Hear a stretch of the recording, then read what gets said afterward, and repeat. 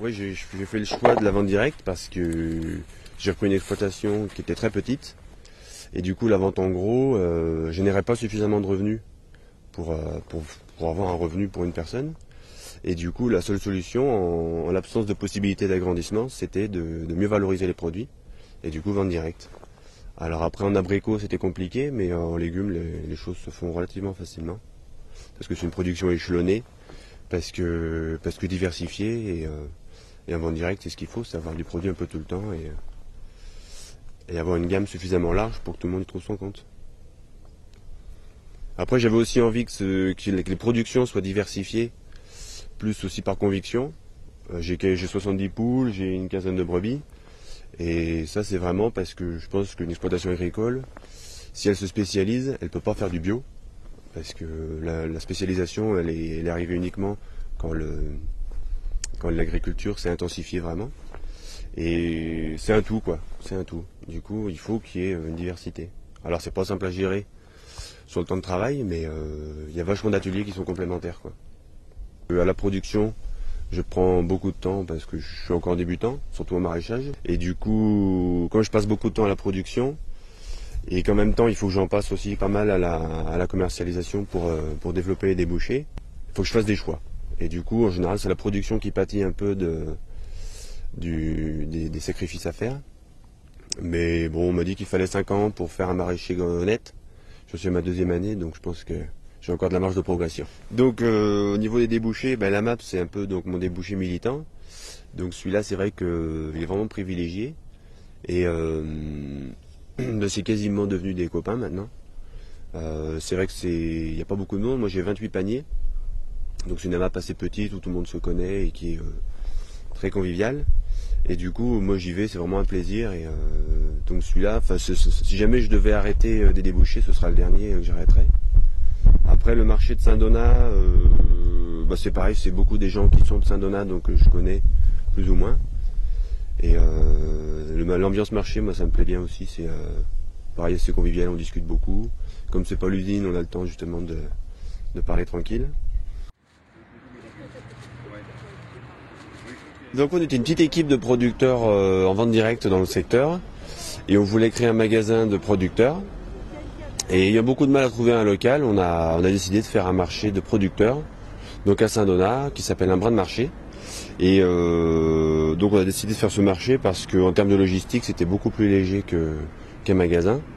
Et du coup, pour créer un collectif, c'était intéressant de démarrer léger.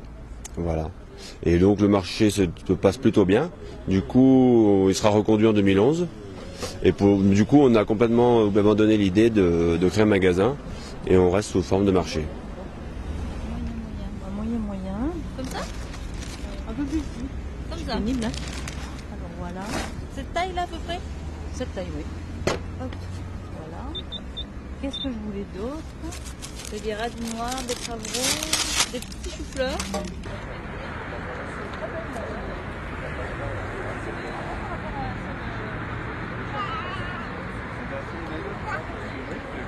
Voilà, ça me fait du bien en sortant du boulot de passer au marché à Saint-Donat.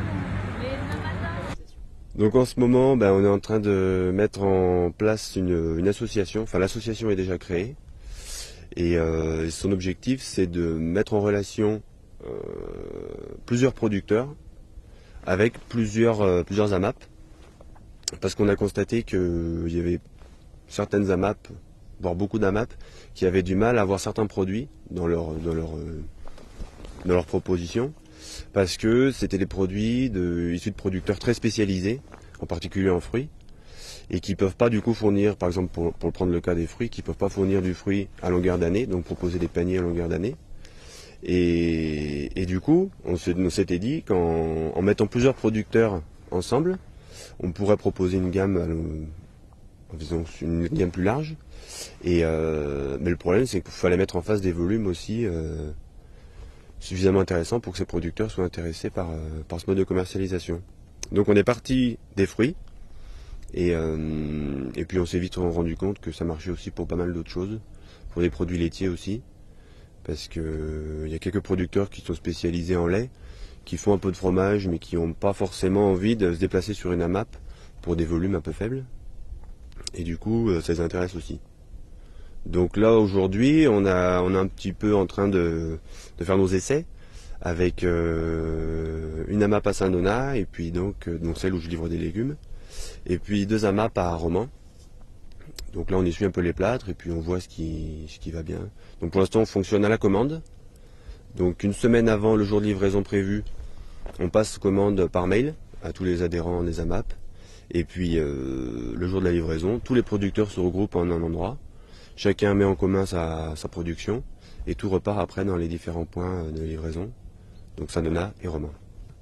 Et donc au sein de Colline Bio, on cherche à développer d'autres points de distribution qui n'existent pas encore, donc qui sont indépendants des AMAP déjà existantes. Donc là, on a envie d'en développer un sur bord de péage et un autre sur Romans, dans une zone un petit peu à l'écart dans les zones de bureaux. Et donc dans ce cadre-là, on pourrait proposer une offre en légumes.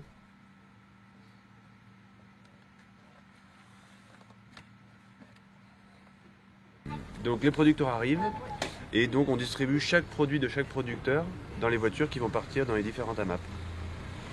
Donc là on a commencé à faire ça. Donc rapidement ça devient un petit peu confus. Ça c'est charcuterie, ok. Et qu'est-ce que je voulais dire? Je sais plus du coup. On va couper. Ouais, donc il faut qu'il y ait quelqu'un qui coordonne un petit peu le truc parce que du coup c'est Carole. Donc Carole Serve qui reçoit les commandes et qui décide qui va où et du coup quels produits vont dans quelle voiture pour répartir un peu les produits par AMAP. Parce que les producteurs ils pensent qu'à discuter, le résultat ça n'avance pas. D'accord.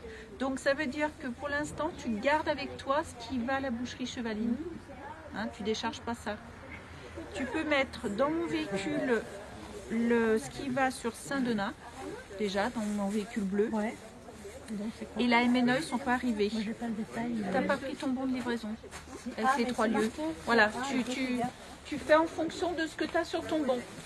D'accord?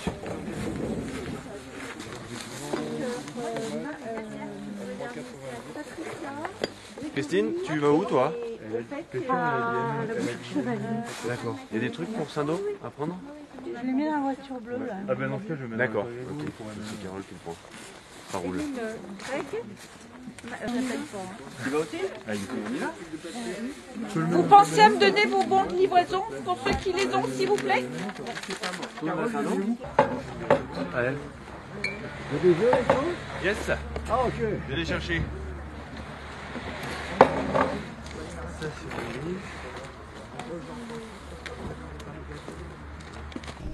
Donc Colline Bio, c'est la distribution en direct de produits bio locaux. Aujourd'hui, on travaille avec une quinzaine de producteurs, jeunes producteurs dans l'ensemble, locaux, en produits frais et transformés.